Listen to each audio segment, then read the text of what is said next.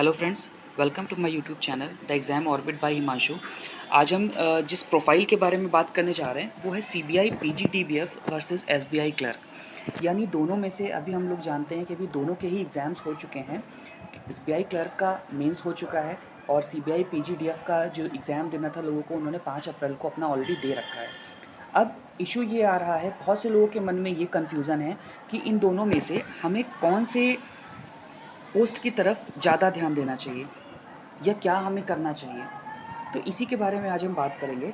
इस वीडियो को बनाने के लिए सबसे पहले मैंने दोनों ही तरफ के यानी एसबीआई क्लर्क और सीबीआई के जो ऑलरेडी सीबीआई में तो नहीं, बीओआई बैंक ऑफ इंडिया की तरफ से ये ऑलरेडी पीजीडीएफ का कोर्स 1 साल पहले लॉन्च हुआ था, तो उसके ऑफिसर से मैंने बात की। उनसे बात करने के बाद, उनको जानने के बाद, उनके व्यूज़ जानने के बाद ही मैं इस वीडियो को बना रहा हूँ, ताकि आपके मन में भी अगर कोई भी इनसे रिलेटेड कन्फ्यूज़न है तो वो कन्फ्यूज़न आपका हर तरफ से क्लियर हो जाए। तो चलिए शुरू करते हैं। सबसे पहले जॉब रोल एंड रिस्पॉन्सिबिलिटी दोनों को जान लेते हैं कि दोनों में क्या होता है। अगर हम बात करें सीबीआई पीजीडीबीएफ की, तो क्या उसमें जॉब रोल होता है, क्या उनकी रिस्पॉन्सिबिलिटी होती है अगर आप सेलेक्ट होते हो तो जॉब रोल में आपका काम जो है वो क्रेडिट से रिलेटेड ही सारा आपको दिया जाएगा, जो कि इसके नाम से ही पता चल रहा है, क्योंकि आप हो क्रेडिट ऑफिसर। क्रेडिट ऑफिसर का काम बेसिकली ये होता है, जो भी पर्सन आपके पास लोन करने के लिए आ रहा है उसकी प्रोफाइल को एसेस करना। उसकी प्रोफाइल को एसेस करने के बाद ही आप बताते हो कि क्या ये पर्सन को जो लोन दिया जा रहा है वो बैंक के लिए बेनिफिशियल है या नहीं। कहीं ऐसा तो नहीं है कि ये जो पर्सन पर्टिकुलर लोन लेने आ रहा है ये पहले से डिफ़ॉल्टर हो, या इसका इंटेंशन ही ना हो, या मेलाफाइड इंटेंशन से आ रहा हो। तो ये इन सारे, और क्या इसमें ऐसा तो नहीं है कि बैंक का ये जो पैसा हम इसको दे रहे हैं कहीं ये पैसा डूब जाए। ये सारी ही चीज़ों को एनालिसिस करता है, एसेस करता है सीबीआई का, सेंट्रल बैंक ऑफ इंडिया का जो सीईओ होता है। ठीक, अब बात कर लेते हैं क्लर्क। एसबीआई का जो क्लर्क है उसकी क्या जॉब रोल होती है, क्या रिस्पॉन्सिबिलिटी होती है। तो इसके बारे में मैंने पता किया है। ये हम लोग जब भी किसी भी बैंक में जाते हैं, सामने जो भी हमें काउंटर पे दिखता है वो बंदा एक क्लरिकल पोस्ट से होता है।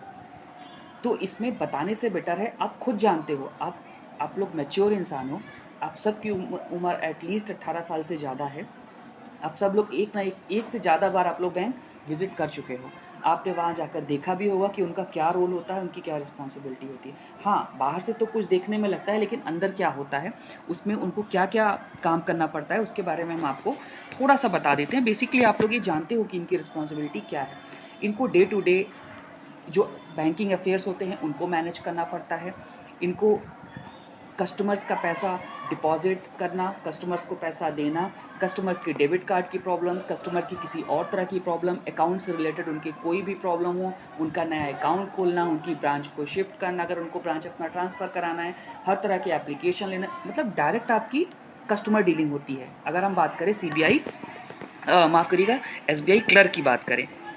और वहीं अगर हम सीबीआई की बात करें तो सीबीआई में क्या है कि आपको डायरेक्ट कस्टमर डीलिंग करनी ही नहीं है। हाँ, अगर आपकी ब्रांच में पोस्टिंग हो गई तब तो फिर थोड़ा-सा इश्यू हो सकता है। क्यों? क्योंकि ब्रांच में जो लोन ऑफ़िसर होता है वही आप होगे, आप लोन ऑफ़िसर ही होगे। हालाँकि डिसबर्सिंग ऑफ़िसर आप नहीं होगे, क्योंकि आपकी स्केल 1 पे ही पोस्टिंग होगी। डिसबर्सिंग ऑफ़िसर आपका ब्रांच मैनेजर ही होगा। लेकिन आपके पास एक ज़िम्मेदारी होगी अगर लोन डिफ़ॉल्ट करता है, कि आपने क्या चीज़ देखा था, क्यों आपने असेस नहीं किया। अगर कस्टमर ने बताया था कि आपको उसको कोई अपनी ज़मीन को मॉर्टगेज करना है, तो क्या आपने उसकी फ़ील्ड पर जाके विज़िट करी थी? विज़िट करी थी तो उसका प्रूफ़ दीजिए। ये सारी चीज़ें आपकी सीबीआई पीजीडीबीएफ की होती है।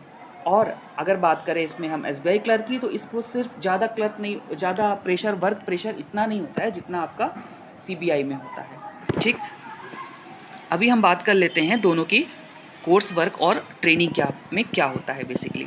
अगर कोर्स वर्क और ट्रेनिंग की हम बात करें तो कोर्स वर्क, सीबीआई पीजीडीबीएफ का कोर्स वर्क जो होता है वो अप्रॉक्स 9 मंथ का होता है। जब आपकी मणिपाल में ट्रेनिंग होगी या नोएडा में होगी, ये अभी श्योर नहीं है। कयास लगाए जा रहे हैं कि ये आपका, इसकी जो ट्रेनिंग होगी वो मणिपाल से ही होगी। 9 महीने की आपकी ट्रेनिंग होगी, जिस ड्यूरेशन में आपको 2500 रुपये पर मंथ मिलेगा। इसके बाद 3 महीने आपकी ओजीटी होगी, यानी ऑन जॉब ट्रेनिंग होगी आपकी। आपको ब्रांच में जाकर किसी वर्क करना होगा, आपके होम टाउन पे भी मिल सकती है या कहीं और मिल सकती है, जहां आपको अप्रॉक्स 10,000 रुपीज़ पर मंथ का मिलेगा। यही आपकी ट्रेनिंग होगी, यही आपका कोर्स वर्क है। और अगर हम बात करें एसबीआई की, तो एसबीआई के जो क्लर्क की ट्रेनिंग होती है वो टिपिकली 1 से 2 वीक की होती है, या कभी कभी देखा गया है कि ये 15 से 20 दिन से बढ़ कर 1 महीने की हो जाती है। वही आपकी ट्रेनिंग होती है, वही आपको बताया जाएगा कि आपको आगे क्या काम करना है, कैसे करना है, क्या क्या इनके रोल्स होते हैं। अगर हम इनके बारे में बात करें तो बेसिकली आपको सीबीएस की ट्रेनिंग दी जाती है, यानी कोर बैंकिंग सिस्टम जो होता है बैंकिंग का, उसकी ट्रेनिंग की जाती है। अकाउंट को ओपन कैसे किया जाता है, केवाईसी नॉर्म्स क्या होते हैं, कस्टमर की हैंडलिंग करी जाती है, कस्टमर और कैश हैंडलिंग कैसे किया जाता है, रेमिटेंस का प्रोसीजर क्या होता है, चेक क्लियरिंग कैसे करते हैं, डीडी इंश्योरेंस कैसे करते हैं, नेफ्ट, आरटीजीएस ट्रांजेक्शन, और कस्टमर्स की बेसिक जो कंप्लेंट्स होती हैं उनको आप कैसे देखते हो। ये सारे वर्क आपको करने होते हैं एसबीआई क्लर्क के पोस्ट पे। इतनी रिस्पॉन्सिबिलिटी वाली पोस्ट नहीं होती है, लेकिन हाँ आपका वर्सिटैलिटी होती है आपके वर्क में, आपको तरह तरह के काम उसमें करने पड़ते हैं, सिर्फ एक ही काम नहीं होता है, जो कि इस जगह पर आकर आप थोड़ा सा लैग कर जाते हो। आगे देख लेते हैं हम लोग, और हम लोग किस चीज़ के बारे में इसमें बात करने वाले हैं, कॉस्ट एनालिसिस। ट्रेनिंग कॉस्ट की यहाँ पर पर्टिकुलर बात करी जा रही है, ट्रेनिंग कॉस्ट। तो ट्रेनिंग कॉस्ट अगर हम सबको पता है कि सीबीआई पीजीडीएफ की जो ट्रेनिंग कॉस्ट है वो अप्रॉक्स उन्होंने नोटिफिकेशन में ही मेंशन कर रखा है कि 3.5 लाख से 4.5 लाख रुपए आपका लगना है। ये ऑलरेडी नोटिफिकेशन में मेंशन है कॉस्ट के बारे में। इसके बाद उसको आपको रीपेमेंट कैसे करना है, वो जब आपकी वर्किंग में आपकी ज्वाइनिंग हो जाएगी, तो ज्वाइनिंग के बाद जो आपको प्रॉपर सैलरी मिलेगी 4800 ग्रेड पे के हिसाब से जो सैलरी मिलेगी, उसी के हिसाब से आपको ये अपना एजुकेशन लोन को ख़त्म करना होगा। तो इसका अगर इंटरेस्ट वगैरह आपका टोटल मिला दे तो ये आपका 5 लाख से ऊपर अप्रॉक्स चला जाएगा, यानी आपको 5 लाख रुपए ये आपको अप्रॉक्स देने ही देने होंगे बैंक को। ये हम बात कर रहे हैं सीबीआई पीजीडीबीएफ की। और हालांकि इसमें ये प्रोविज़न है कि अगर आप 5 साल तक और वर्क करते हो वहाँ पे, यानी आप 5 साल तक बैंक को छोड़कर नहीं जाते हो, तो उसके बाद वो आपको रिम्बर्समेंट कर देंगे। लेकिन कितना रिम्बर्स करेंगे, ये आपके ट्रेनिंग वहाँ पे लॉजिंग और फूडिंग की जो कॉस्ट होगी वो अप्रॉक्स नहीं करते हैं, वापस नहीं करते हैं। फिर भी आपका मान लीजिए कि जो आपकी पीजीडीबीएफ कोर्स की वैल्यू होती है ये अप्रॉक्स ये अगर मान के चले 2 लाख के अप्रॉक्स जो होगी वैल्यू, ये आपको वापस हो जाएगी। पूरा नहीं वापस होगा, इसमें फूडिंग लॉजिंग का है, और उसमें जो गवर्नमेंट के टैक्सेस हैं ये भी आपके वापस नहीं होंगे। वही अगर हम इसकी बात करें एसबीआई क्लर्क की कॉस्ट एनालिसिस की, तो इसमें कोई कॉस्ट एनालिसिस नहीं होती, मतलब इसमें आपको ट्रेनिंग में कोई पैसा नहीं देना, बल्कि आपको सैलरी ऑलरेडी मिलेगी ही मिलेगी सैलरी।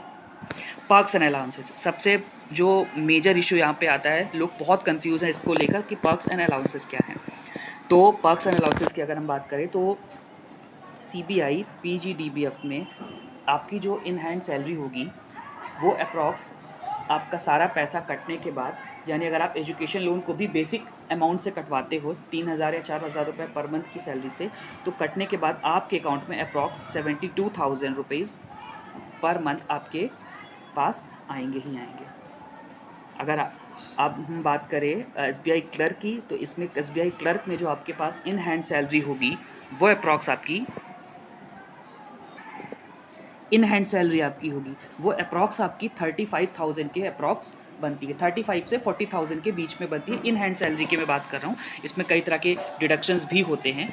35 के यही आप इसका मान लीजिए। और अगर हम आगे बात करें पर्क्स एंड अलाउंसेस की, तो ये हमने ऑलरेडी बात कर रखी है। ट्रेनिंग प्रोसीजर, ट्रेनिंग सिनेरियो क्या होता है, पोस्ट ट्रेनिंग सिनेरियो। हाँ, पोस्ट ट्रेनिंग सिनेरियो सबसे जो एक अगर हम बात करें तो सीबीआई पीजीडीबीएफ की होती है, वो आपको पोस्ट ट्रेनिंग में क्या करते हैं, जैसे आपकी 3 महीने की ओजीटी कंप्लीट हो गई, फर्स्ट 9 मंथ का आपका कोर्स फॉलोड बाय 3 मंथ्स की आपकी ओजीटी, इसके बाद आपको या तो फिर वो अलॉट कर सकते हैं आपका लोन प्रोसेसिंग सेंटर जो आपके बैंक का है जोनल ऑफिस में या हेड ऑफिस में, और अगर वहाँ पे आपकी वैकेंसी फुल है या आप वहाँ पे इनको रिक्वायरमेंट नहीं है, तो हो सकता है आपको ब्रांचेस में भी शिफ्ट किया जाए, आपको स्केल 1 क्रेडिट ऑफिसर की पोस्ट के नाम पे। हाँ, ये भी दे सकते हैं आपका। और क्या इसमें होम पोस्टिंग होगी या नहीं होगी, कोई नहीं जान सकता, क्योंकि ये फर्स्ट टाइम सीबीआई निकाल रहा है इस पोस्ट को। तो इसमें बहुत कन्फ्यूज़न है कि ऑल ओवर इंडिया, क्योंकि जो नोटिफिकेशन अगर हम ध्यान से पढ़ेंगे तो नोटिफिकेशन में ये चीज़ साफ साफ मेंशन है कि वो आपको ऑल ओवर इंडिया ही ये वैकेंसी है, ऑल ओवर इंडिया में वो आपको कहीं भी भेज सकते हैं। वहीं अगर हम बात करें एसबीआई क्लर्क की, तो सेम प्रॉब्लम इसमें भी है। एसबीआई क्लर्क में सेम प्रॉब्लम है कि इसमें ऑल ओवर इंडिया आपको वो कहीं भी भेज सकते हैं। और पोस्ट ट्रेनिंग तो इसमें क्या, अगर आप देखा जाए तो ट्रेनिंग के साथ ही आपका शुरू हो जाता है इसमें आपको पैसा मिलना, और ट्रेनिंग के साथ ही आपको जैसे ही आपकी ट्रेनिंग कंप्लीट होगी आपको ब्रांच अलॉट हो जाती है 1 से 1.5 महीने के अंदर ही आपको पता चल जाता है आप किस स्टेट में करने वाले हो। ट्रांसफ़र वगैरह भी इतना ईजी नहीं होता है दोनों ही केस में। हालांकि सीबीआई के बारे में तो अभी किसी को भी आइडिया नहीं है कि क्या होता है, लेकिन अगर हम बात करें क्लरिकल पोस्ट में तो इसमें थोड़ा सा इशू होता है।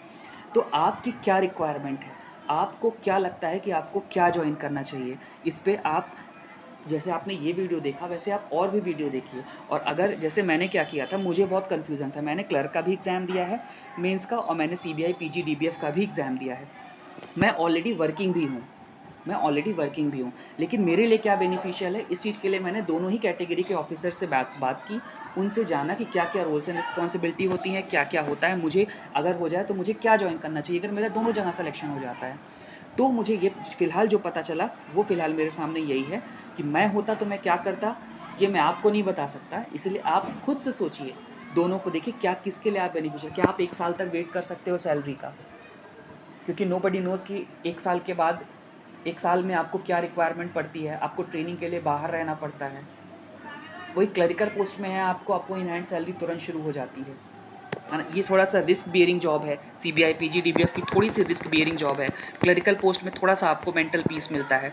हाँ, एक चीज़ और है, जो जिन ऑफिसर से मैंने बात करी थी उन्होंने बताया था कि सीबीआई पीजी डीबीएफ जो होता है उसकी जो अगर वर्किंग प्रोफाइल को हम बात करें तो वो 10 AM से लेके कभी कभी उसको रात को 7, 8 या 9 भी बज जाता है, उसको ब्रांच से निकलने को ही नहीं मिलता है। इतनी हैवी रिस्पॉन्सिबिलिटी होती है, इतनी लोन्स की फाइल पेंडिंग होती है, प्लस आपका जोनल ऑफिस जो होता है वहाँ से आपके ऊपर बहुत प्रेशर आ रहा होता है। वही मैंने पूछा कि आप ही के बैंक में अदर जो क्लरिकल पोस्ट पे होते हैं उनको क्या होता है, वो कितने बजे फ्री हो जाते हैं। तो उन्हें मुझे बताया गया कि हार्डली वो लोग 4 से 4:30 या 5 बजे तक और ब्रांच छोड़ के हर हालत में चले जाते हैं। हाँ, थोड़ा-सा सैलरी कम है, लेकिन यहाँ पे जो वर्क का प्रेशर है, वो थोड़ा-सा भी बहुत ही कम है यहाँ पे, बहुत मिनिमल है।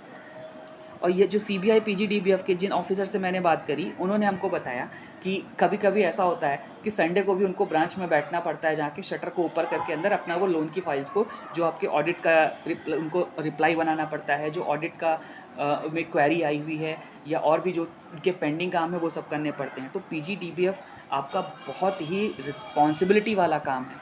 तो अपने डिसीजंस को आप सेल्फ एनालाइज करिए और मुझे खुद बताइए आपके अकॉर्डिंग क्या बेस्ट लगता है, उसको आप कमेंट में मुझे ज़रूर लिखिएगा। फिर भी अभी अगर आपको कोई भी कन्फ्यूज़न रह गया है तो आप प्लीज़ मुझे बताइएगा, मैं आपके कमेंट सेक्शन में उसके रिप्लाई ज़रूर दूंगा। थैंक यू फ्रेंड्स, इस वीडियो में इतना ही। Thank you.